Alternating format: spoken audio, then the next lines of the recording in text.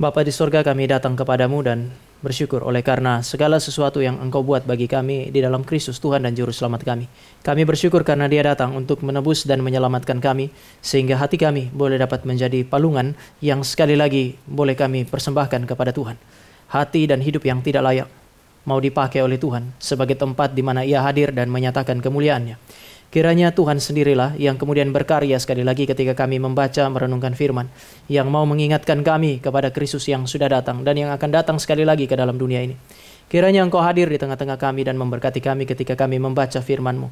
Allah Roh Kudus, Sang Pemberi firman, kiranya menjadi roh kebenaran yang mencerahkan pikiran supaya kami mengerti firman, menjadi roh yang juga melembutkan hati kami supaya kami memiliki hidup yang benar sesuai dengan kebenaran firman. Ini doa kami di dalam nama Tuhan Yesus, kami berdoa dan kami bersyukur untuk kesempatan di mana kami boleh membaca dan merenungkan firman-Mu. Amin. Silakan duduk Bapak Ibu. Ya, baik, selamat pagi Bapak Ibu Saudara yang kekasih dalam Tuhan. Ya, kita bersyukur untuk pagi hari ini Bapak Ibu dan saya punya kesempatan sekali lagi untuk beribadah. Hari ini Bapak Ibu ibadah kita akan ada satu peneguhan untuk sejumlah pengurus, mulai dari yang paling muda adalah pengurus remaja GRI Cikarang, lalu kemudian nanti pengurus pemuda GRI Cikarang, lalu juga ada pengurus di dalam 2 kampus di mana saudara dan saya kemudian juga terlibat di dalam pelayanan di sana. Yang pertama adalah di ITSB, GRI Cikarang masuk dan kemudian melayani di sana. Sementara juga kita akan meneguhkan juga persekutuan dari Evangelical Student Center, tempat di mana kita juga berusaha untuk menjangkau dan melayani mahasiswa yang ada di sekitar Jababeka. Terutama juga itu tempat ada di depan Presiden University. Kita berharap kita juga bisa menjangkau dan kemudian melayani saudara-saudara kita, anak-anak kita yang Tuhan percayakan untuk ada dan kemudian dilayani. Saya sangat percaya bahwa pelayanan terhadap remaja, pemuda dan juga mereka yang adalah mahasiswa yang datang dari berbagai daerah adalah sebuah pelayanan yang memang harus dikerjakan oleh gereja. Kadang-kadang orang pikir gereja tidak boleh masuk melayani mahasiswa. Saya merasa tidak ada dasar Alkitab untuk melarang itu. Kalau Bapak Ibu dan saya mau duduk dan berargumentasi, saya kira akan ada lebih banyak ayat Alkitab yang memerintahkan gereja masuk kemanapun, dan bahkan iblis pun tidak bisa larang gereja masuk ke satu tempat untuk melayani. Tidak ada tempat yang tidak boleh dimasuki oleh gereja. Sehingga Bapak Ibu dan saya boleh masuk dan kemudian melayani di sana. Bersyukur untuk sejumlah orang muda yang juga memberi diri mereka untuk melayani bersama dengan kita. Nah, kita bersyukur juga kemarin sudah ada Christmas Carol. Bapak Ibu, Christmas Carol atau seringkali disebut sebagai caroling, itu adalah tradisi yang dimulai oleh Bapak Reformator Martin Luther. Dia membawa anak-anak sekolah minggu, membawa para remaja, para pemuda pada menjelang Natal itu mengelilingi dari satu rumah kepada rumah yang lain untuk mereka berkeliling lalu mereka menyanyikan lagu-lagu Natal. Fungsinya adalah untuk mengingatkan jemaat Tuhan, orang-orang Kristen pada masa itu bahwa Natal sudah dekat. Tuhan Yesus sudah datang, tetapi Dia akan datang kembali sekali lagi. Itu sebabnya saudara dan saya juga pada hari-hari ini sementara merayakan apa yang disebut sebagai Advent. Advent minggu yang pertama, maka tadi liturgis Pak Franky maju dan kemudian menyalakan lilin yang pertama. Masa Advent adalah masa penantian dan kita akan masuk di dalam minggu yang pertama. Bapak Ibu, kalau kita ingat atau Bapak Ibu ingat ada yang namanya kalender gerejawi. Kalender gerejawi itu tidak dimulai pada tanggal 1 Januari.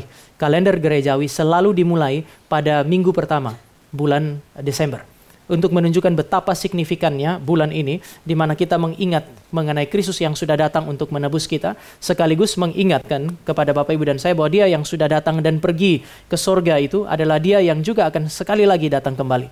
Maka masa Advent adalah masa di mana saudara dan saya melihat hidup itu pada masa yang tidak terlalu ideal. Tadi Bu Vera bilang, bidang ibadah mempersiapkan lagu-lagu yang sepertinya kalau kita ingat nadanya kayaknya gelap. Bahkan sudah mau firman Tuhan pun rasanya gelap. Oh ya, memang itulah yang dirasakan oleh umat Allah. Di masa perjanjian lama sebelum Mesias datang itu adalah masa kegelapan. Allah tidak berbicara. Umat Allah itu ada di dalam penderitaan yang begitu hebat. Maka di dalam masa kegelapan ini mereka menantikan Mesias hadir sebagai terang. Saat ini Yesus Kristus sudah datang. Bapak Ibu dan saya ada di dalam masa di mana kita menantikan kedatangan Kristus yang kedua kali. Tetapi di dalam masa penantian kedatangan Kristus yang kedua, saudara dan saya juga menemukan kehidupan itu begitu sulit. Makanya nanti dia akan bicara mengenai tanda-tanda zaman. Nah Bapak Ibu, Natal itu mengingatkan kita bahwa Kristus sudah datang. Sebagaimana orang Israel menanti Kristus karena mereka percaya Kristus pasti akan datang. Bapak Ibu dan saya yang sudah merayakan kedatangan Kristus yang kedua adalah orang-orang sementara menantikan Kristus, mengharapkan Dia datang dengan satu kepastian bahwa Dia pasti akan datang. Kristus kita adalah Kristus yang pasti akan datang. Masa Advent itu Melalui masa Advent, Bapak, Ibu, dan saya diingatkan untuk apa? Untuk berharap. Sekali lagi, masa Advent mendorong saudara dan saya untuk berharap. Melalui apa? Kalau Tuhan Yesus kasih khotbah melalui tanda-tanda zaman, dia melalui tanda-tanda zaman, Bapak, Ibu, dan saya diingatkan supaya Bapak, Ibu, dan saya memiliki pengharapan dan sukacita. Sekali lagi, tanda-tanda zaman, biasanya kalau Advent pertama, justru Bapak, Ibu akan menemukan khotbah itu berbicara mengenai kedatangan Kristus yang kedua, dan pada akhirnya tidak bisa menghindari percakapan mengenai tanda-tanda zaman. Banyak orang takut. Masa mau sambut Natal kita ngomong mengenai tanda-tanda zaman? Nggak. Kristus bilang kalau dia mau datang, kamu punya mata harus difokuskan kepada tanda-tanda zaman. Kenapa? Karena tanda-tanda zaman itu adalah tanda-tanda yang digunakan oleh Allah untuk menunjukkan satu realitas yang begitu mulia. Tangan Kristus yang mulia. Ini adalah fondasi bagi saudara dan saya untuk berharap dan bersukacita. Maka hari ini saya mau ajak Bapak Ibu di dalam minggu pertama Advent untuk melihat mengenai janji Kristus terkait dengan kedatangannya di dalam Lukas pasal yang ke-21. Dia yang sudah datang pasti akan datang kembali, maka dia bilang perhatikan baik-baik tanda-tanda zaman, karena itu semua bercerita mengenai kedatanganku yang kedua kalinya. Lukas pasal 21. Mari kita baca ayat yang ke-5. Bagian pertama ayat adalah ayat 5 sampai dengan ayatnya yang ke-19. Saya baca ayat 5, Bapak Ibu baca ayat 6, kita bergantian sampai 18, 19 kita baca sama-sama. Ketika beberapa orang berbicara tentang bait Allah dan mengagumi bangunan itu yang dihiasi dengan batu yang indah-indah dan dengan berbagai-bagai barang persembahan, berkatalah Yesus,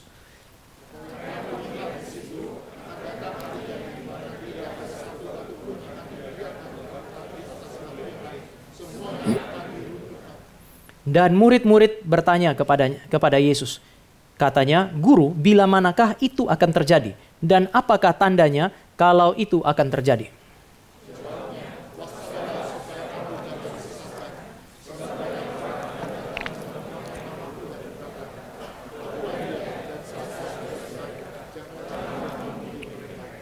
Dan apabila kamu mendengar tentang peperangan dan pemberontakan, janganlah kamu terkejut. Sebab semuanya itu harus terjadi dahulu. Tetapi itu tidak berarti kesudahannya akan datang segera.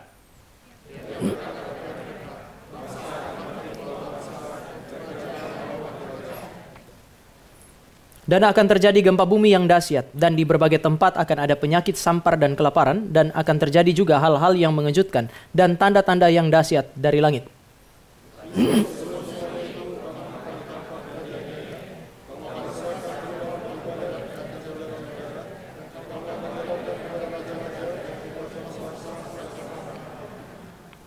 Hal itu akan menjadi kesempatan bagimu untuk bersaksi.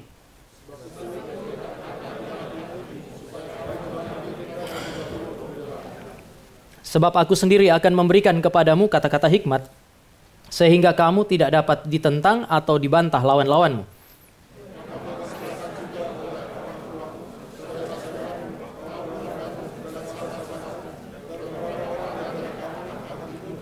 Dan kamu akan dibenci semua orang oleh karena namaku. Sama-sama. Kalau kamu tetap bertahan, kamu akan memperoleh hidupmu. Mari kita baca lebih lanjut ayat 25 sampai 33. Kita baca bergantian. Saya 25, Bapak Ibu 26 sampai 32, 33 sama-sama. Dan akan ada tanda-tanda pada matahari dan bulan dan bintang-bintang, dan di bumi bangsa-bangsa akan takut dan bingung menghadapi deru dan gelora laut.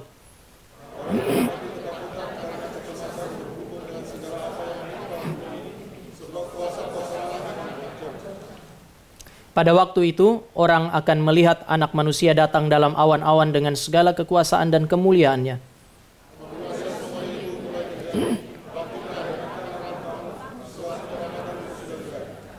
Lalu Yesus mengatakan perumpamaan ini kepada mereka, perhatikanlah pohon ara atau pohon apa saja.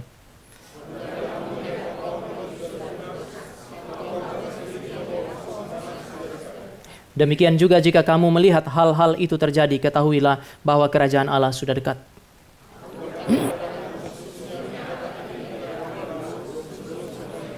Sama-sama, langit dan bumi akan berlalu, tetapi perkataanku tidak akan berlalu. Bapak Ibu, ini adalah satu bagian firman Tuhan yang bercerita mengenai berbagai hal yang akan terjadi pada waktu yang seringkali orang sebut sebagai akhir zaman.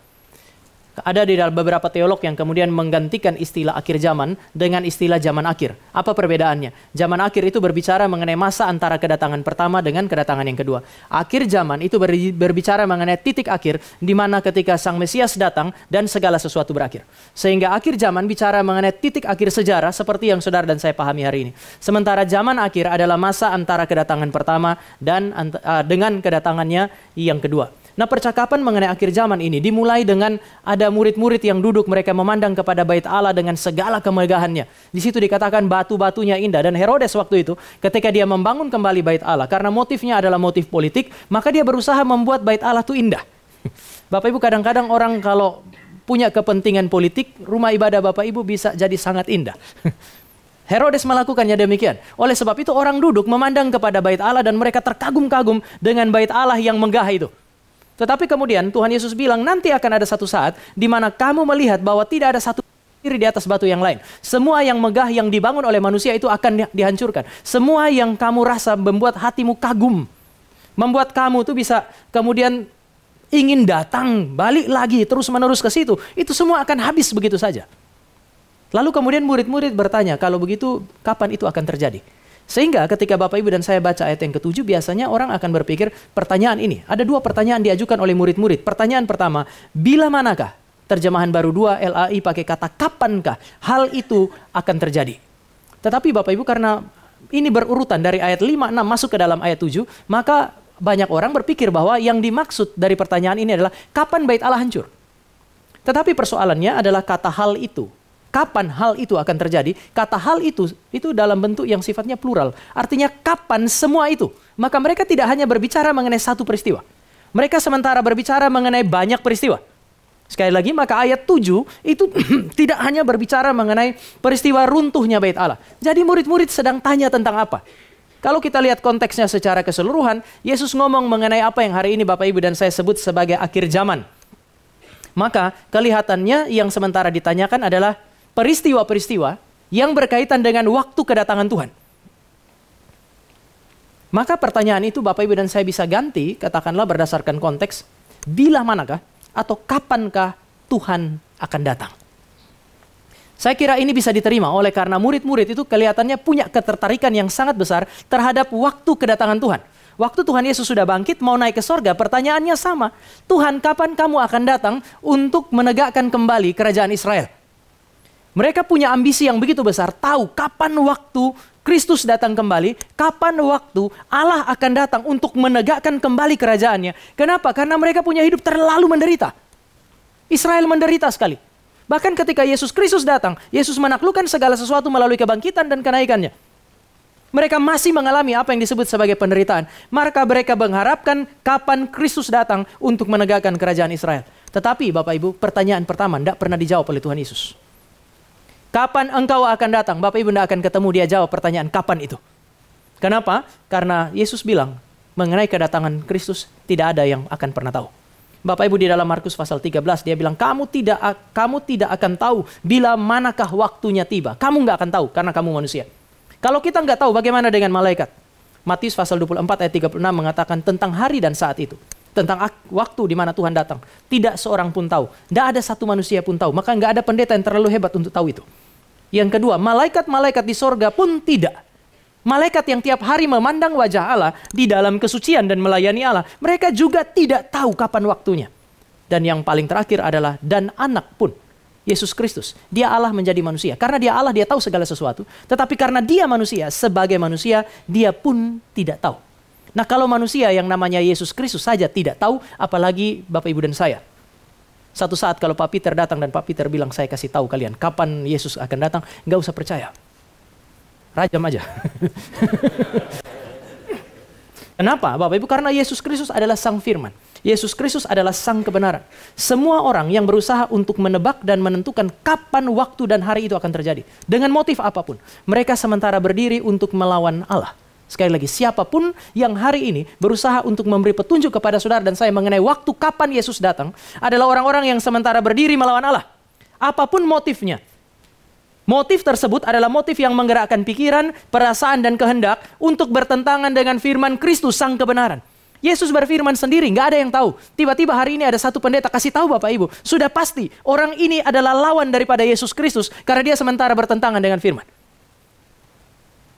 Di zaman ini Bapak Ibu dan saya tidak usah pusing-pusing cari orang lagi berlawanan dengan firman atau enggak. Lihat aja kalau dia bernubuat berlawanan dengan firman Kristus, jelas dia sementara melawan Kristus. Maka jangan terlalu cepat kagum ketika hari ini Bapak Ibu ada 1-2 orang yang kemudian datang dan kasih tahu Bapak Ibu, sebentar lagi Yesus akan datang di dalam 1 atau 2 hari. Enggak, itu bukan tanda kematangan spiritual, itu tanda kemerosotan spiritual. Jangan ikut terlibat di situ. Salah satu petunjuk saudara dan saya mengalami kemerosotan spiritual adalah cara pikir, cara hidup, cara kita berkehendak bertentangan dengan kebenaran firman. Sehingga usaha untuk mencari tahu kapan Yesus Kristus datang, menebak kapan dia datang, menarik memang, tetapi itu adalah tanda kemerosotan secara spiritual. Dan sangat mungkin, karena ini adalah kemerosotan secara spiritual, dia bermuara kepada apa yang disebut sebagai kesesatan. Berapa banyak orang Kristen pada zaman Rasul Paulus ada, karena mereka menderita, mereka tahu kehadiran Tuhan itu akan mengakhiri segalanya. Oleh sebab itu maka banyak orang Kristen itu menanti-nanti, saking gak sabar. Mereka jual harta kekayaan mereka, mereka cari satu tempat di mana mereka bisa tinggal. Mereka tinggal di situ. Apa kata Paulus? Paulus marah. Kenapa? Karena setelah mereka jual kan lumayan, uang banyak. Mereka kumpul dalam satu komunitas, mereka beli makanan di situ, pekerjaan mereka hanya ibadah seperti kita. Bayangkan, ibadah tiap hari. Menyambut kedatangan Tuhan. Tapi kemudian Paulus bilang begini, orang yang tidak kerja tidak boleh makan. Paulus kecam itu. Maka Bapak Ibu dan saya, kalau seandainya bukan waktu yang menjadi penting, jadi apa yang penting? Bapak Ibu, 2 pertanyaan. Pertanyaan pertama, kapan engkau datang? Yesus bilang nggak ada yang tahu. Waktu murid-murid bilang, kapan engkau datang? Tuhan Yesus bilang, enggak, itu bukan urusan. Tetapi nanti Roh Kudus akan datang sama kamu, kamu akan menjadi saksiku di dalam dunia ini. Mulai dari Yerusalem, Yudea, Samaria, sampai ke ujung-ujung bumi. Maka Yesus seolah-olah tidak terlalu peduli dengan percakapan mengenai waktu yang terakhir. Maka sekarang apa yang menjadi penting? Justru pertanyaan kedua menjadi penting. Apakah tandanya? Apakah tandanya kalau itu akan terjadi? Percakapan mengenai tanda justru menjadi penting. Sebab itu Tuhan Yesus bilang, kalau kamu lihat pohon sudah berbunga dan seterusnya, kamu tahu musim semi akan datang. Demikian juga kamu harus jeli melihat tanda-tanda zaman. Perhatikanlah tanda-tanda zaman. Di sini ini menjadi penting. Masa kedatangan Tuhan itu tidak bisa kita tebak. Tetapi Tuhan Yesus kasih tahu kapan dia mulai. Sekali lagi, Tuhan Yesus kasih tahu kapan yang disebut sebagai zaman akhir itu dimulai. Maka dia mulai dengan mengatakan bait Allah akan runtuh. Kelihatannya Tuhan Yesus seolah-olah mau bilang bahwa kamu dapat mengenali tanda awal daripada zaman akhir. Yaitu runtuhnya bait Allah. Tetapi kamu tidak akan pernah bisa tahu kapan atau memastikan kapan Tuhan datang. Kamu hanya bisa tahu tanda awalnya. Setelah itu ada banyak tanda yang kemudian menyertai itu. Tuhan Yesus jelaskan semua. Tapi meskipun tanda-tanda itu terjadi, kamu tidak akan pernah tahu kapan dia datang. Yang kamu hanya tahu awalnya, kamu tidak pernah tahu akhirnya. Awal dari akhir zaman itu, atau zaman akhir, adalah kenaikan Yesus ke surga. Setelah itu, bait Allah runtuh dan kemudian semua berjalan seperti biasa. Semua yang disebut sebagai tanda-tanda zaman adalah tanda yang berulang. Hari ini orang lihat Rusia, Ukraina perang, mereka punya isu adalah Perang Dunia Ketiga. Kalau Perang Dunia Ketiga ngomongnya adalah akhir zaman. Begitu kita lihat, wah Israel perang sama yang ada di sekitarnya. Orang Kristen bukan hanya ngomong politik, kemudian mereka ngomong mengenai akhir zaman. Kelihatannya kedatangan Tuhan Yesus sudah dekat. Betul, tidak usah mereka perang. Makin hari Bapak Ibu dan saya makin lewat, akhir zaman makin dekat. Artinya saudara dan saya sebenarnya tidak perlu kemudian berdebat mengenai hal itu. Tuhan Yesus hanya mau bilang, kamu akan tahu tanda awalnya bait Allah runtuh. Ketahui, dia sudah mulai zaman itu. Kapan itu berakhir? Kamu hanya tahu akhirnya ketika dia sudah datang. Begitu dia datang di awan-awan, kembali ke bumi ini, pada saat itulah saudara dan saya tahu dunia ini sudah selesai. Tetapi Bapak Ibu dan saya tidak pernah bisa menebak itu. Tanda-tanda zaman tidak berfungsi untuk memecahkan teka-teki akhir zaman. Teka-teki itu menarik. Karena Bapak Ibu dan saya berusaha untuk menebak-nebak. Makanya ada teka-teki silang. Saya tidak tahu anak zaman sekarang punya itu enggak. Tapi saudara juga kadang-kadang main games itu semacam puzzle itu. Itu kan sesuatu yang menarik kan. Kehidupan Kristen itu kelihatan menarik karena orang berusaha untuk menebak-nebak. Melalui apa? Melalui tanda zaman. Tapi Bapak ini nanti Perang Dunia Ketiga itu kalau memang terjadi, belum tentu akhir zaman. Mungkin ada Perang Dunia keempat, kelima, keenam, ketujuh. Saudara dan saya tidak pernah bisa tahu akhirnya. Kenapa? Misalnya mari kita lihat pasal 21 ayat 9. Kan kita sering bilang, perang terjadi, gempa bumi terjadi, akhir zaman akan terjadi. Oh, nanti mari Bapak Ibu dan saya lihat ayat 9 bagian B misalnya. Kita mulai dari bagian A, kita baca sama-sama.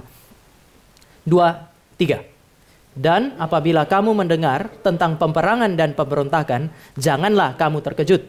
Sebab semuanya itu harus terjadi dahulu. Tetapi itu tidak berarti kesudahannya akan segera datang. Banyak orang berusaha untuk lihat perang itu, lalu kemudian mereka berusaha untuk menebak kapan Yesus datang. Kelihatannya agak kurang teliti membaca ayat 9 bagian B yang terakhir itu. Kalau kamu lihat perang, gak usah terkejut karena memang tandanya begitu. Ini pertama. Yang kedua, dia bilang itu tidak berarti kesudahannya akan datang. Dia akan datang segera. Tapi kalau kamu lihat-lihat tanda zaman terjadi, itu juga tidak berarti bahwa dia akan segera datang. Bapak Ibu, ini keunikannya eskatologi di dalam Alkitab. Percakapan mengenai akhir zaman itu tidak berfokus kepada akhir zaman. Sekali lagi, percakapan tentang akhir zaman fokusnya bukan akhir zaman. Percakapan tentang akhir zaman justru fokusnya adalah untuk hidup hari ini. Kamu harus baca tanda-tanda zaman, bukan untuk menebak kapan dia akan datang. Tapi bacalah tanda-tanda zaman. Setiap kali tanda-tanda zaman terjadi, itu adalah sebuah peringatan supaya saudara dan saya hidup dengan benar di dalam dunia yang tidak benar. Menghidupi kehidupan Kristen yang seharusnya di dalam dunia yang tidak ideal. Tanda-tanda zaman menunjukkan dunia ini nggak baik-baik saja. Tetapi justru ketika itu terjadi, itu memberi peringatan supaya saudara dan saya hidup dengan benar di dalam dunia ini. Bapak Ibu, kalau dunia ini tidak baik-baik saja, kan itu nanti kita akan bahas sedikit itu. Ada yang namanya social chaos, cosmic chaos, belum lagi penyesatan, belum lagi aniaya. Itu semua bicara mengenai situasi yang tidak ideal di dalam dunia ini. Kalau Bapak Ibu dan saya lihat begitu, selama masa antara kedatangan pertama dan kedua, semua itu akan terus terjadi. Pertanyaannya adalah bagaimana gereja bisa bertahan? Tuhan Yesus bilang kalau waktu itu tidak dipersingkat, tidak ada orang bisa bertahan, sehebat apapun dia. Maka pertanyaannya sekarang adalah bagaimana saudara dan saya bisa bertahan ketika kita lihat tanda-tanda itu. Tuhan kasih tanda-tanda itu justru untuk menolong saudara dan saya hidup benar di dalam dunia ini dan punya pengharapan. Saya sebelum masuk kepada penjelasan lebih detail Bapak Ibu, Tuhan Yesus tuh bilang begini. Aku akan mendirikan gerejaku. Gereja itu tidak akan ditelan oleh alam maut. Padahal dia hidup di masa yang tidak ideal. Bagaimana mungkin saudara dan saya melewati kehidupan yang tidak ideal dan tetap bertahan sampai hari ini? Maka Tuhan Yesus mulai berbicara mengenai beberapa hal Bapak Ibu. Dia bilang ketika semua itu terjadi, bangsa-bangsa akan takut. Semua yang Bapak Ibu dan saya baca tadi, mulai dari aniaya, mulai dari cosmic chaos, digambarkan bintang-bintang jatuh, siapa yang nggak takut? Kalau bintang jatuh di negeri lain kita masih oke lah. Kalau kita dengar berita bintang jatuh di Cikarang, kita akan pikir-pikir di Lipo atau bukan. Sekali dia jatuh tenggelam semua itu. Maka Bapak Ibu dan saya akan hidup di dalam apa yang disebut sebagai ketakutan. Ketika dia bilang perang bangsa melawan bangsa dan seterusnya, itu bicara mengenai teror, hal-hal yang menakutkan bagi manusia. Kenapa Tuhan izinkan itu terjadi? Semua itu akan terjadi sepanjang zaman. Setelah generasi kita selesai, itu akan terjadi lagi. Berita mengenai gempa bumi itu terus ada. Berita mengenai banjir terus ada. Berita mengenai perang terus ada. Tetapi Yesus belum datang-datang. Kalau saudara dan saya kecewa, itu karena persoalan kita adalah ekspektasi kita. Kita berharap itu terjadi, Yesus datang. Enggak. Segala sesuatu itu terjadi untuk menolong Bapak Ibu dan saya sadar, pertama, hidup kita berharga. Ketika tanda-tanda yang menakutkan itu terjadi, Tuhan hanya mau bilang, kamu punya hidup itu terlalu berharga. Tapi yang kedua, Bapak Ibu, hidup itu berharga, sayangnya kita terlalu rapuh untuk mempertahankannya. Ketika perang terjadi, kita berusaha untuk bersembunyi. Karena apa? Karena kita tahu hidup kita berharga. Tetapi kita bukan pahlawan yang pergi ke sana, kalau kena tembak, kita bilang tembak sekali lagi. Begitu kena, mati. Betapa rapuhnya Bapak Ibu dan saya. Beberapa waktu yang lalu pernah sekali kan terjadi gempa bumi, lalu kemudian Jabodetabek itu kena dampaknya itu. Saya lupa tahun berapa. Tetapi waktu itu masih melayani di Pondok Indah juga, sehingga setelah gempa saya lupa hari apa, tapi hari Minggunya kami pergi ke gereja. Lalu di Pondok Indah sambil makan ada satu penatua yang usianya sudah cukup tua. Kemudian dia bilang begini, kemarin di tempat kerjanya dia, waktu dia gempa itu kantornya dia di lantai 24. Jadi begitu gempa kan mereka nggak bisa lagi turun melalui lift. Mereka harus turun melalui tangga darurat itu. Bayangkan turun 24 lantai. Dan kemudian dia bersama dengan ownernya perusahaan itu. Dia bilang, saya mau lari, tapi nggak enak karena ownernya ini sudah sedikit lebih tua dan turunnya agak tertati-tati. Dengan sangat terpaksa dia pegang tangan orang itu, mereka dua turun sama-sama. Dan dia bilang rasanya 24 lantai itu lama sekali turunnya. Memang lama sih, tapi menjadi lebih lama karena orang tua satu ini. Tapi kemudian dia bilang begini, yang saya nggak mengerti itu ya. Karyawan yang biasa ketemu kami bilang selamat pagi, selamat siang. Rasanya hormat sekali karena dia semacam direktur di situ, lalu ke ownernya di situ. Tiap kali mereka ketemu kami itu selamat pagi, selamat siang. Kadang-kadang kalau kami mau jalan mereka berhenti, kami jalan duluan. Tapi hari itu, begitu kami buka pintu, tidak ada satupun yang mau kasih kami kesempatan turun duluan. Bahkan ketika kami turun, orang yang belakangan tuh nggak ada yang bilang selamat pagi, selamat siang. Mereka senggol kami pun mereka nggak peduli. Dia bilang, Tam, sampai di bawah saya lihat mereka satu-satu. Saudara bisa bayangkan ya, apa artinya lihat satu-satu? Kan sudah pengen mau pecat itu kalau nggak bisa dicekik. Bukannya ada yang bantu bawa turun, malah lari masing-masing menyelamatkan dirinya. Satu cerita ini menggambarkan dua hal. Pertama, manusia itu hidupnya terlalu berharga. Saking berharganya, dia berusaha menyelamatkannya tanpa peduli orang lain. Ini hal pertama. Yang kedua, di dalam dunia ini banyak kali saudara dan saya pakai segala yang kita punya untuk menutupi kerapuhan kita. Gempa bumi, bencana, hal-hal yang tidak ideal itu terjadi untuk menelanjangi betapa rapuhnya Bapak Ibu dan saya. Percuma Bapak Ibu dan saya tutupi. Orang itu adalah pemilik perusahaan itu. Kerapuhannya dia ditutupi oleh kepemilikannya. Hari itu, satu karyawan pun semua memikirkan hidupnya sehingga nggak satu pun datang dan bilang, Pak, saya gendong turun ya. Enggak, Pak, kalau Bapak meninggal, nggak apa-apa, saya cari perusahaan lain lah. Hidup saya berharga, maka saya berusaha untuk melindunginya. Lalu rapuh. Orang itu punya hidup rapuh, mungkin dia berusaha untuk menutupinya dengan segala yang dia punya. Tetapi ketika kondisi tidak ideal, teror terjadi. Hal-hal yang menakutkan terjadi. Pada saat itulah Bapak Ibu dan saya, hidup saya terancam. Dan saya tidak pernah bisa bikin apa-apa. Tuhan seringkali menempatkan saudara dan saya di dalam situasi yang tidak ideal. Tanda-tanda yang disebut sebagai tanda-tanda zaman. Terjadi sepanjang hidup saudara dan saya. Generasi demi generasi. Untuk mengingatkan semua manusia pada semua generasi. Bahwa hidup tidak ideal. Tetapi dia berharga. Sayangnya, saudara dan saya terlalu rapuh untuk mempertahankannya. Jadi bagaimana bisa menikmati hidup di tengah-tengah situasi yang tidak ideal? Mari Bapak Ibu lihat, sekarang kita lihat di dalam bagian ayat 25 sampai 27. Ayat 25-26 bercerita mengenai kondisi yang tidak ideal. Cosmic chaos itu. Matahari, bulan, dan bintang-bintang. Dan di bumi akan bangsa-bangsa akan takut dan seterusnya. Ini yang tadi saya gambarkan, betapa rapuhnya manusia. Orang mati ketakutan, teror. Mereka mengalami kecemasan dan seterusnya. Lalu kemudian dia bilang, ayat 27, pada waktu itu, orang akan melihat anak manusia datang dalam awan-awan dengan segala kekuasaan dan kemuliaannya. Di tengah teror, di tengah-tengah ketakutan, ada satu yang harus dilihat oleh manusia. Anak manusia ada di atas awan-awan. Bapak Ibu, kenapa masa ini adalah masa penantian? Selama saudara dan saya menantikan kedatangan Kristus yang kedua kalinya.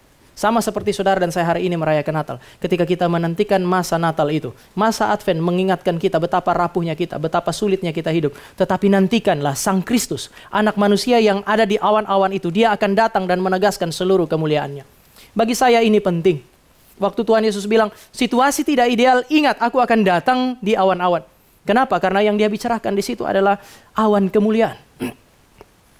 Bapak Ibu, kalau Bapak Ibu dan saya lihat Keluaran pasal 13 ayat 21, mari kita lihat aja. Kita baca sama-sama. 2, 3.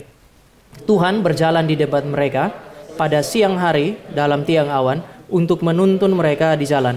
Pada waktu malam dalam tiang api untuk menerangi mereka, sehingga mereka dapat berjalan siang dan malam. Bapak Ibu, ini menarik karena seringkali orang melihat tiang awan, tiang api itu sebagai alat yang Tuhan berikan untuk menuntun perjalanan Israel. Tetapi kalau kita lihat di dalam ayat 21, itu adalah Tuhan yang berjalan di tengah-tengah bangsa Israel. Artinya selama 40 tahun, Tuhan menyatakan kehadiran di dalam kehidupan bangsa Israel. Selama 40 tahun perjalanan, Tuhan hadir bersama dengan umatnya di dalam tiang awan, tiang api. Sehingga ini adalah awan kemuliaan yang menggambarkan kehadiran Tuhan untuk berelasi dengan umatnya. Menggambarkan kehadiran Tuhan untuk menyertai umatnya dan kemudian membela umatnya. Yang sementara Yesus katakan adalah, kalau situasi itu tidak ideal, kamu harus ingat bahwa aku adalah Allah yang ada di tengah-tengah umat, yang berelasi dengan mereka dan membela mereka. Sekarang Bapak Ibu dan saya akan mulai mengerti kenapa dia bilang, meskipun kita ada dalam dunia yang tidak ideal, alam maut tidak akan menguasainya.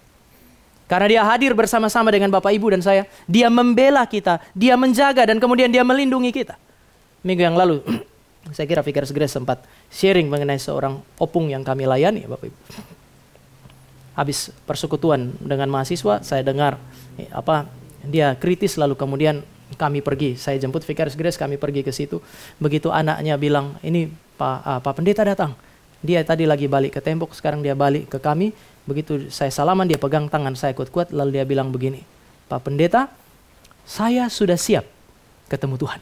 Saya kaget, karena biasanya kita ngomong, kasih firman, baru kemudian tanyakan ya, sudah siap ketemu Tuhan. Yang ini belum tanya, dia sudah ngomong duluan. Memang pekerjaan lebih mudah sih. Biasa sampai pada kata ini, sudah siap atau enggak itu bergumul, karena mesti lihat dulu responnya kan. Kalau yang ini dia bilang, saya sudah siap. Bapak Ibu, biasa orang bilang siap berhadapan dengan kematian itu paling tidak dua hal ini. Pertama, Pak, doakan saya, minta Tuhan panggil saya cepat-cepat. Kenapa? Karena saya sudah terlalu sakit. Terlalu sakit. Bikin dia pengen untuk segera meninggalkan dunia ini. Atau yang kedua, kadang-kadang orang tua akan bilang begini, saya masih pengen hidup sih, cuman saya lihat kalau saya begini terus anak-anak repot. Seringkali kalau layani orang tua, kalimat yang kedua juga muncul. Jadi dia mau pergi karena tidak mau bikin repot anak-anaknya dia. Kasihan anak-anak terlalu repot, jadi nggak apa-apa, doakan saja supaya Tuhan panggil. Tapi opung yang ini lain. Pak Pendeta, doakan saya sudah siap untuk pergi. Karena ketemu Tuhan Yesus, itu yang paling baik. Wah, begitu dia ngomong itu, mata saya tidak lagi lihat ke dia. Saya lihat kepada anak-anaknya. Saya bilang, besok kalau Tuhan panggil opung, boleh menangis. Tapi juga jangan kehilangan sukacita. Dia sudah tahu apa yang paling baik. Bapak Ibu, ini yang Tuhan Yesus katakan. Gereja Tuhan tidak akan pernah bisa dikuasai oleh alam maut. Tidak berarti kita tidak mati. Karena Tuhan Yesus bilang, sebagian dari antara kamu akan dibunuh. Artinya mati.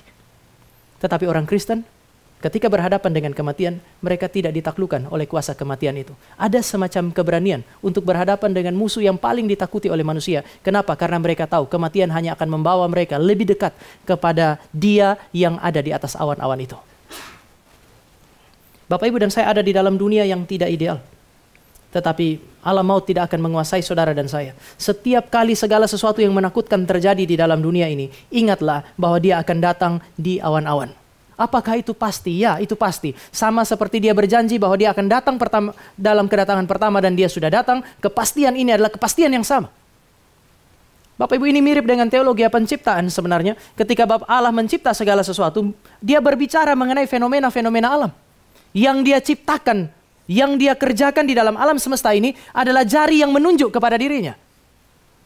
Alam semesta yang saudara dan saya lihat, itu begitu menarik.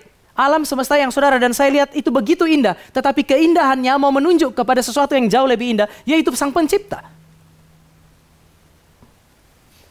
Gereja Cikarang ini kan punya satu keunikan. Natal nggak boleh akhir Desember. Minggu kedua kita sudah mesti Natal. Sebab setelah itu jemaat hilang. Pergi liburan. Menikmati alam semesta ini. Apakah salah? Enggak. Justru aneh kalau Bapak Ibu sudah dikasih berkat, tidak mau menikmati. Ada orang yang menabung terus, untuk apa? Untuk masa depan. Tapi hari ini dia tidak hidupi. Tidak nikmati, percuma. Tuhan memang kasih berkat untuk kemudian hidup dan menikmati hidup. Bahwa kemudian berbagi hidup, iya. Tetapi juga nikmatilah hidup ini, sehingga nggak ada yang salah. Dan biasanya kadang-kadang ada satu spot tertentu atau satu tempat tertentu yang Bapak Ibu datang di alam ini, waduh begitu indah. Sehingga kalau Bapak Ibu dan saya hanya pergi 1-2 minggu, kita tidak bisa menikmati semuanya. Sekolah panggil kita kembali. Kalau Bapak Ibu adalah orang yang rajin pelayanan memanggil kita kembali. Gereja hamba Tuhan panggil kita kembali sehingga habis 2 minggu kita balik lagi. Tapi sambil kita balik, dalam hati kita bilang, saya akan kembali lagi. Sehingga lewati 1 tahun masih pelayanan, tapi kita punya pemikiran selalu di tempat yang indah itu. Begitu dekat-dekat liburan masih tahun depan, Bapak Ibu dan saya sudah beli tiket hari ini. Kapan ada speak tahun depan kita beli tiket hari ini? Enggak. Tapi mengenai liburan, terkait liburan, Bapak Ibu dan saya sudah beli tiket hari ini.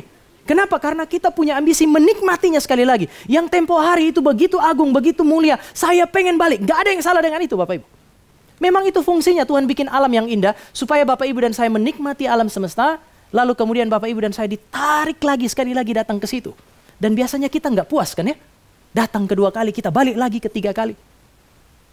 Dan setelah itu Bapak Ibu dan saya punya semacam kerinduan untuk terus ada di situ, menikmati itu. Sayangnya, kita menikmati ciptaan, tapi kita tidak lagi menikmati Sang Pencipta. Kapan terakhir kali Bapak Ibu habis ibadah pengen balik lagi? Kenapa Bapak Ibu diam lihat saya? Bukankah habis ibadah itu merdeka? Balik lagi. Bapak Ibu lihat ada satu orang di habis ibadah, balik lagi. Kemudian dia masuk dalam pelayanan. Itu orang aneh. Tapi saya mau ingatkan Bapak Ibu, pencipta lebih agung dari ciptaan.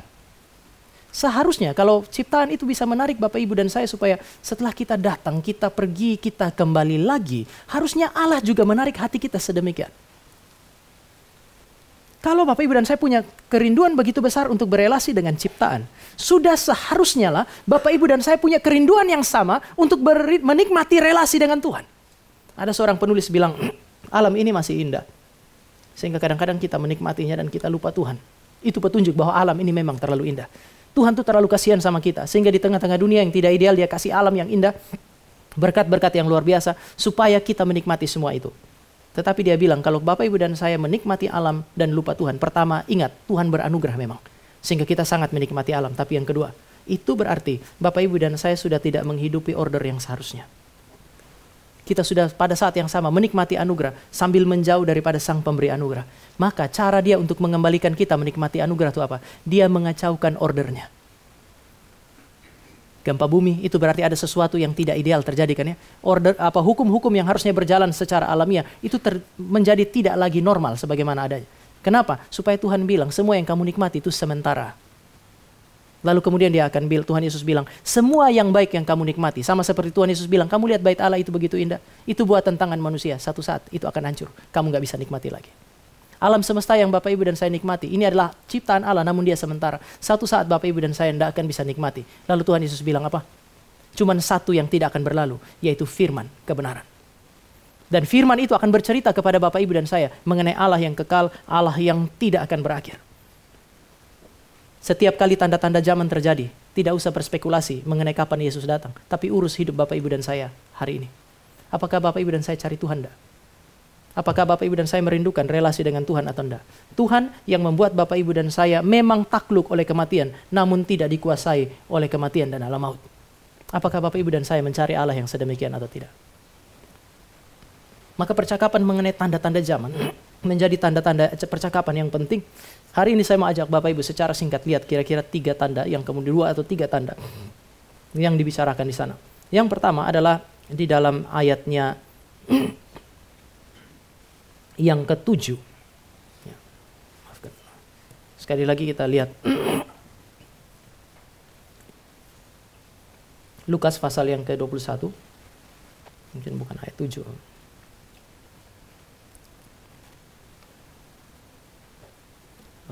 Lukas pasal 21. Oke. Ayat yang ke-8, Waspadalah supaya kamu jangan disesatkan, sebab banyak orang akan datang memakai namaku dan berkata, akulah dia dan saatnya sudah dekat. Janganlah kamu mengikuti mereka. Tanda pertama di situasi ideal itu yang pertama adalah situasi tidak ideal, yang pertama adalah penyesatan. Pseudo-Kristo. Tanda zaman akan ditandai dengan kehadiran orang-orang yang melawan Kristus. Dan kalau ini adalah tanda zaman, maka Bapak Ibu dan saya bisa lihat sepanjang zaman ini ada kan ya. Bahkan pada zaman itu, kalau Bapak Ibu bandingkan dengan 1 Yohanes pasal yang kedua, pada masa itu gereja percaya bahwa hanya akan ada satu antikristus di dalam dunia. Dia adalah lawan yang sepadan bagi Kristus. Yohanes bilang, kamu dengar bahwa ada satu antikristus. Saya kasih tahu kamu bahwa sekarang ini, bukan nanti, sekarang ini sudah ada banyak antikristus. 1 Yohanes pasal yang kedua ayat 18-19. Kalau yang saudara dan saya pahami akhir zaman itu ditandai oleh satu antikristus, Yohanes bilang enggak, antikristus itu banyak sekali dan sudah ada sejak dahulu, hari ini dan di masa yang akan datang antikristus akan datang, dan ini berbicara mengenai apa yang disebut sebagai penyesatan. Sampai hari ini Bapak Ibu dan saya melihat apa yang disebut sebagai penyesatan. Dan saya mau ingatkan bahwa penyesatan adalah salah satu senjata yang paling berbahaya yang disusupkan oleh iblis masuk ke dalam gereja. Dia bisa pakai aniaya. Bisa, tetapi Bapak Ibu nanti kita akan lihat, aniaya itu seringkali dipakai oleh Tuhan sebagai kesempatan bagi gereja untuk bersaksi. Supaya gereja punya kesaksian hilang, ketika dia pakai aniaya, gereja itu malah bersaksi, maka senjata paling akhir yang dia pakai adalah penyesatan. Saya berkali-kali kutip Wahyu pasal 13 ayat 11 itu, dia bilang binatang yang kedua yang muncul adalah binatang yang serupa dengan anak domba dari tampilan, tetapi ketika dia berbicara mengenai suara naga. Suaranya adalah suara naga. Sehingga Tuhan Yesus bilang, di akhir zaman atau sepanjang zaman ini kamu akan berjumpa dengan penyesatan. Maka apa yang harus kamu lakukan? Ayat 8 bilang waspadalah. Sekali lagi, dia ngomong mengenai akhir zaman supaya kita hidup hari ini. Banyak orang tidak suka reform bicara akhir zaman karena modelnya kayak begini. Kita nggak ngomong orang tiba-tiba hilang. Kan lebih menarik kalau saudara dan saya ngomong atau nonton film akhir zaman. Reform punya teologi ini kalau dibikin film nggak laku. Yang ada itu adalah yang paling menarik itu kan pesawat lagi terbang, tapi pilotnya Kristen kan Bapak Ibu. Jadi tiba-tiba Tuhan mau datang, Tuhan angkat pilotnya. Bayangkan kalau baik pilot maupun co-pilot sama-sama Kristen yang taat. Tuhan angkat. Itu pesawat kemana? Dia tabrak gunung salak kan. Lalu kita bahagia, wah kami pergi ke sorga. Yang lain mana sudah neraka melalui tabrakan itu. Kadang-kadang kita ini orang-orang yang jiwa sosial kita sama sekali nggak ada. Dengan membayangkan yang modelnya kayak begitu. Filmnya, kita seorang ibu lagi masak, anaknya kelaparan. Tiba-tiba ibunya terangkat, pakaiannya terlipat rapi, ditaruh di atas tempat tidur. Anaknya bagaimana? Mati kelaparan. Model film begini menarik, tetapi tidak manusiawi. Tetapi memang kalau mau bikin film ya mesti begitu. Kalau Bapak Ibu pergi pendeta reform khotbah, kalau dia baca Alkitab dengan benar, dia akan ngomong begini. Memang Yesus Kristus akan datang. Tetapi karena Yesus Kristus akan datang, atur hidupmu hari ini. Kita enggak mau, kita maunya yang di sana. Tapi juga pada saat yang sama, mempercepat pergi ke sana Bapak Ibu enggak mau. Maksudnya mempercepat, mati aja cepat, ketemu sana. Kita juga enggak mau. Kalau Bapak Ibu enggak mau ya berarti atur hidup hari ini. Memang fungsi percakapan mengenai eskatologi, kedatangan Kristus yang kedua adalah supaya kita bisa menata hidup hari ini. Tuhan Yesus kasih peringatan, di akhir zaman ditandai oleh penyesatan, maka atur hidupmu. Waspada supaya kamu tidak disesatkan. Bapak Ibu dan cuma ada satu cara supaya Bapak Ibu dan saya tidak disesatkan, yaitu belajar kebenaran. Sudah nggak ada pilihan yang lain. Maka di bagian akhir dia bilang, firmanku adalah kebenaran yang tidak akan pernah berakhir. Di dalam dunia yang tidak berakhir, Bapak Ibu dan saya punya tanggung jawab untuk belajar kebenaran yang kekal.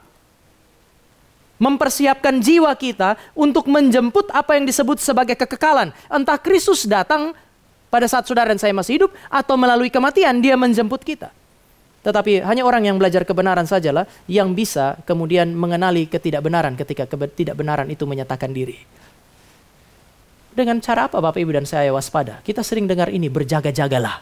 Berjaga-jaga pakai apa Bapak Ibu? Tapi supaya tidak disesatkan, konsekuensinya adalah Bapak Ibu dan saya belajar kebenaran. Gereja yang mempersiapkan jemaatnya untuk berhadapan dengan kekekalan, berhadapan dengan kedatangan Kristus yang kedua, berhadapan dengan akhir zaman, adalah gereja yang mempersiapkan jemaatnya melalui satu proses, yaitu proses belajar. Proses belajar adalah proses yang tidak menyenangkan. Maka Tuhan Yesus bilang waspada, karena umumnya kita tidak suka belajar. Apalagi kalau kita merasa kita sudah tahu. Saya punya anak itu, sombongnya minta ampun. Suruh les piano. Kalau suruh dia belajar 1 minggu sebelumnya, mana mau. Apalagi kalau sudah, kan biasanya kan latihan minggu ini, minggu depan dia akan main di depan gurunya, kemudian dilatih lagi. Kalau dia rasa itu mudah, makin susah kita suruh dia untuk belajar. Dia bilang, gampang Pak, gak usah. Kamu latihan, itu kadang-kadang saya harus pakai kayu Bapak Ibu. Mau latihan enggak? Sampai sebegitu yang kita kayak apa ya, mentalitas kolonial bikin kita tuh kayak penjajah. Saya juga nggak rela tapi harus kan. Santai aja gitu. Merasa dia sudah tahu. Memang kadang-kadang ada masa di mana kami lupa. Tinggal nanti dia pulang sekolah, Stefani nanti sore les, belajar dulu. Dia main gitu. Dia ambil bukunya, dia lihat, dia main sebentar. Kemudian kita bilang setengah jam, 15 menit dia sudah naik. Dia bilang, Stefani sudah tahu. Untuk apa ulang-ulang? Itu kan menjengkelkan. Kita kan proses berulang itu sesuatu yang normal. Membentuk wawasan dunia, kita mau jelaskan wawasan dunia kan tambah capek kan. Dia cuma bilang, apa itu wawasan dunia Pak? Ah sudahlah. Tetapi ada semacam kesombongan karena merasa sudah tahu. Merasa bisa. Bapak Ibu, peluang terbesar untuk menjadi orang-orang yang tidak siap menghadapi apa yang disebut sebagai penyesatan melalui pergumulan dengan kebenaran. Itu mungkin gereja kita. Gereja-gereja dalam tradisi reform. Karena kita rasa kita sudah tahu semua. Ini persoalan paling besar. Tuhan Yesus bilang waspada berarti setiap hari. Ketika orang perang pada masa itu berjaga-jaga itu bukan Karena sudah aman, tidak perlu jaga-jaga. Tentara itu tetap ada dari malam sampai pagi, pekerjaannya adalah berjaga-jaga. Sebelum Yesus datang, Bapak Ibu dan saya punya tugas sangat besar, yaitu berjaga-jaga. Maka tanda zaman ketika terjadi, ingat berjaga-jaga. Yang kedua, kalau Bapak Ibu lihat di dalam ayat pasal 21 ayat 9a, 10, lalu kemudian ayat 25 dan seterusnya, Bapak Ibu akan menemukan yang namanya social chaos. Jadi tanda zaman yang kedua adalah chaos itu, kekacauan. Yang pertama adalah social chaos, peperangan satu dengan yang lain. Satu suku melawan suku yang lain. Satu bangsa berhadapan dengan bangsa yang lain. Manusia itu tidak menjadi sesama bagi sesama, tetapi kalau mungkin ada istilah menjadi serigala bagi sesama, itulah yang terjadi. Lukas 21 ayat 11, sama seperti Lukas pasal 21 ayat 25 dan seterusnya, itu bicara mengenai cosmic chaos. Jadi ada kekacauan bukan hanya di dalam kehidupan sosial, mikrokosmos, tetapi juga di dalam seluruh tatanan alam semesta ini, makrokosmos. Kekacauan di dalam kehidupan sosial, di dalam alam semesta ini menjadi teror. Teror yang menakutkan. Itu menjadi bencana, menjadi tragedi yang merampas kesejahteraan manusia, mengakibatkan ketakutan, menimbulkan duka cita, dan membangkitkan apa yang disebut sebagai kepahitan. Kalau itu terjadi, Tuhan Yesus bilang, itu tidak berarti aku akan segera datang. Tetapi itu akan mengingatkan kamu bahwa aku pasti akan datang. Hidup kamu tuh terlalu rapuh, cari aku. Tetapi juga pada saat yang sama, Bapak Ibu. Ketika itu terjadi, mari kita lihat ayat berikutnya.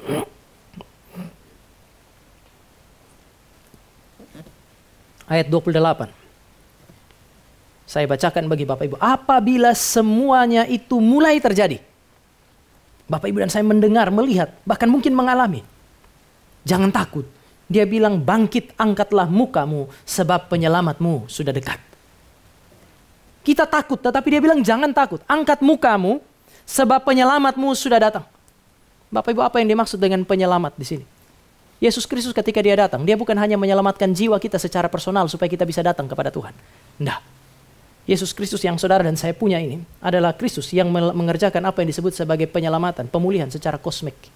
Dia datang menebus kita, tetapi dia adalah pribadi yang setelah dia bangkit dari antara orang mati, dia bilang, segala kuasa di bumi dan di sorga sudah aku miliki. Kenapa? Karena dia bukan hanya menyelamatkan manusia secara personal, tetapi keseluruhan ciptaan itu ditebus oleh dia. Allah bilang, terkutuklah tanah karena engkau. Seluruh alam semesta ini dimurkai oleh Allah, maka Bapak Ibu dan saya menderita. Tetapi ketika Yesus mati dan bangkit, ada satu jaminan bahwa ketika dia kembali lagi, Bapak Ibu dan saya akan menemukan bahwa alam semesta ini akan dipulihkan. Penghiburannya kira-kira sedemikian Bapak Ibu. Ketika gempa bumi, banjir terjadi, Bapak Ibu dan saya mesti ingat, memang tatanan yang lama, yang tidak berkenan kepada Allah akan dihancurkan. Mari kita lihat 2 Petrus pasal yang ketiga. 2 Petrus pasal yang ketiga. Kita cepat saja di sini. 2 Petrus pasal yang ketiga, ayat yang ke-10. Saya baca ayat 10, Bapak Ibu ayat 11, kita bergantian sampai 13. Tetapi hari Tuhan akan tiba seperti pencuri. Pada hari itu langit akan lenyap dan dengan gemuruh dan yang dahsyat, dan unsur-unsur dunia akan hangus. Ini persis seperti yang Tuhan Yesus bilang. Dalam nyala api dan bumi dan segala yang ada di atasnya akan hilang lenyap. Ayat 11.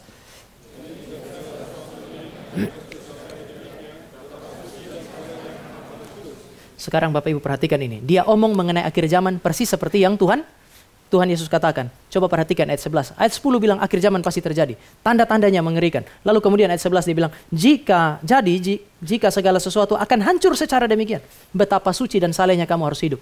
Memang dia akan hancur seperti itu. Perhatikan hidupmu hari ini. Dia tarik kepada kehidupan hari ini. Sekarang saya baca ayat 12. Yaitu kamu yang menantikan dan mempercepat kedatangan Allah. Pada hari itu langit akan binasa dalam api dan unsur-unsur dunia akan hancur. Nah nyalanya ayat 13.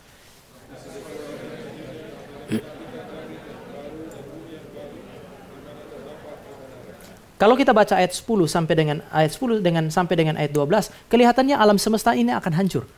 Kelihatannya menakutkan karena alam semesta akan hancur. Tetapi kemudian dia kaitkan dengan ayat yang ke-13, Bapak Ibu. Sesuai dengan janjinya, kita menantikan langit baru dan bumi baru. Ini menarik karena kalau dia bilang gambaran ayat 10 sampai 12 bilang dunia hancur.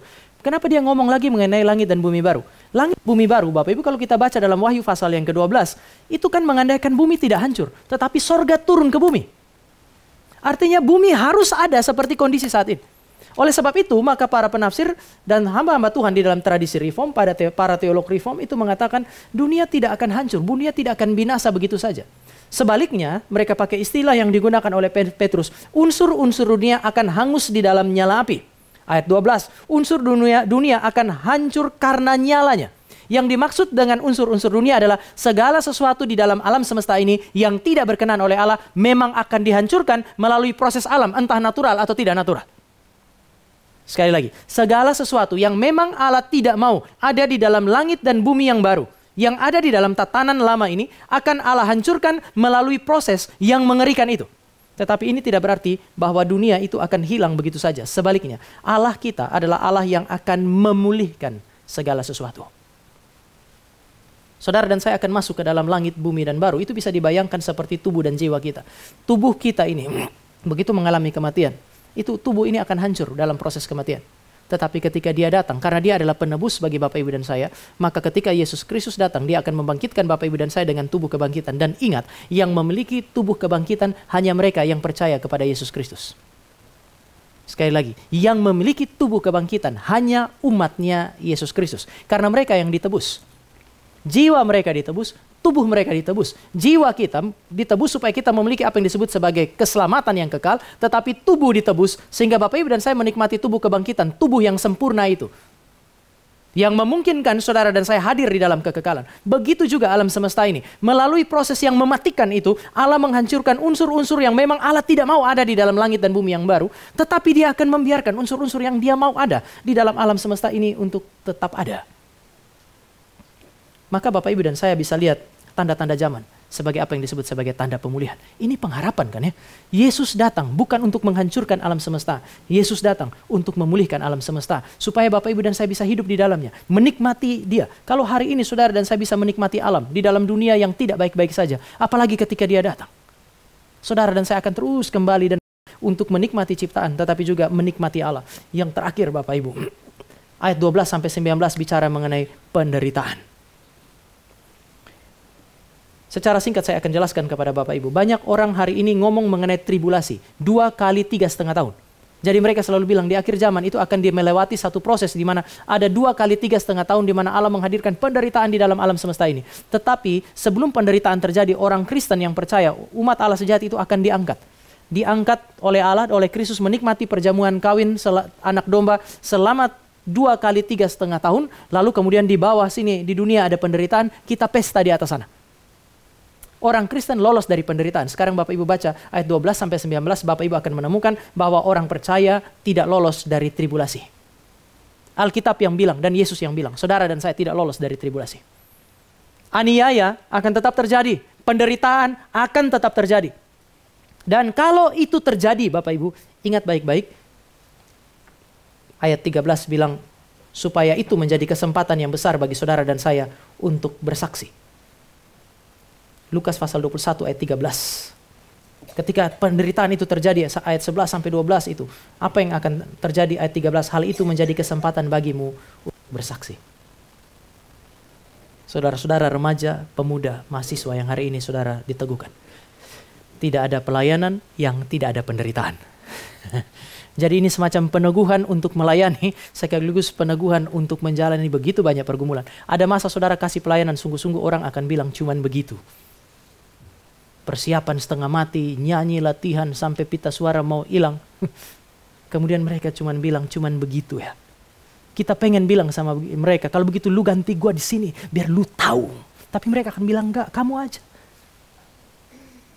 Oh ya, memang begitu. Orang Kristen akan mengalami begitu banyak penderitaan. Saudara dan saya tidak akan lolos dari penderitaan. Kenapa? Karena itu adalah kesempatan untuk bersaksi.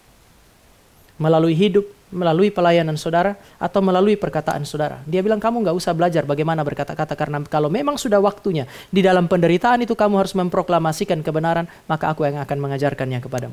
Siapa Stefanus? Tapi Stefanus punya kalimat-kalimat bersaksi ketika berhadapan dengan kematian masih dicatat sampai hari ini dan dipakai oleh Tuhan untuk menyelamatkan banyak manusia. Siapa Daniel, Hananya, Misael dan Asaria? Mereka adalah orang-orang yang cerdas tapi juga pada saat yang sama orang biasa seperti kita. Tetapi di dalam kondisi di mana mereka terdesak, Allah menaruh begitu banyak kalimat yang menghubungkan alam semesta ini dengan kekekalan dan dicatat sampai hari ini. Berapa banyak orang yang diselamatkan melalui kesaksian yang sedemikian. Allah tidak akan loloskan kamu dan saya dari penderitaan. Kenapa? Karena itu adalah kesempatan bagi saudara dan saya untuk bersaksi. Kenapa penderitaan kita adalah kesaksian? Karena dunia ini menderita karena dosa, konsekuensi dosa. Saudara dan saya menderita karena nama Kristus. Saudara dan saya menderita karena kebenaran. Beda.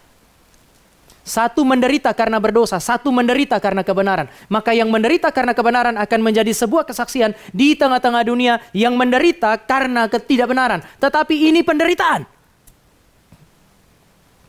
Tuhan ajar kita mengenai cara hidup yang seharusnya di dalam dunia yang tidak ideal. Menderita. Sama-sama dengan semua orang yang lain kita menderita. Tuhan tambah satu penderitaan, yaitu penderitaan karena kebenaran. Tapi itu adalah sebuah kesaksian. Mungkin Bapak Ibu akan bilang begini, tapi saya hari ini tidak menderita, jadi bagaimana dong? Dua jawaban untuk hal ini. Pertama, tenang saja. Karena satu saat penderitaan akan mendatangi Bapak Ibu. Pasti itu. Kita ada dalam dunia yang menderita kok. Hari ini saya baik-baik saja, Pak. Oh ya. Pertama, ingat baik-baik, penderitaan pasti akan datang. Karena Tuhan Yesus bilang firman-Ku itu kekal, tidak mungkin tidak terjadi. Orang Kristen pasti akan menderita. Yang kedua, kalau hidupnya Bapak Ibu lagi baik-baik saja, itu adalah kesempatan yang lebih besar lagi untuk bersaksi mengenai Kristus. Kan Tuhan Yesus bilang, akan ada yang mati dan kematian mereka itu menjadi saksi. Bapak Ibu Paulus pernah bilang ini, hidup adalah Kristus, hidup adalah Kristus, mati adalah keuntungan. Apakah dengan demikian Paulus pengen mati cepat-cepat? Kan enggak. Hidup adalah Kristus, mati adalah keuntungan. Kalau memang saya melayani Tuhan dan pada akhirnya harus mati juga, ya itu keuntungan karena saya berjumpa dengan Kristus. Tapi kalau Bapak Ibu lihat ayat sebelumnya, ayat sesudahnya, Paulus akan bilang, lebih baik saya hidup. Kenapa? Karena kalau saya hidup, kesempatan untuk memberitakan Kristus itu jauh lebih besar. Matinya orang Kristen memuliakan Allah. Tapi kalau mereka hidup memuliakan Allah, itu kesempatan yang sangat besar. Sehingga kalau hari ini Bapak Ibu tidak menderita, mungkin itu adalah peluang yang sangat besar yang Allah berikan untuk menceritakan mengenai Kristus. Memberitakan mengenai Kristus untuk kepada semua orang yang ada di sekitar kita. Mari kita berdoa. Kami bersyukur karena kami punya Kristus. Tuhan yang pasti akan datang di akhir zaman nanti. Sehingga ketika kami menghadapi hidup yang tidak ideal dalam dunia ini, kami ingat bahwa Allah maut tidak akan menaklukkan kami. Dan kami punya pengharapan untuk bersaksi tentang Dia dimanapun kami ada.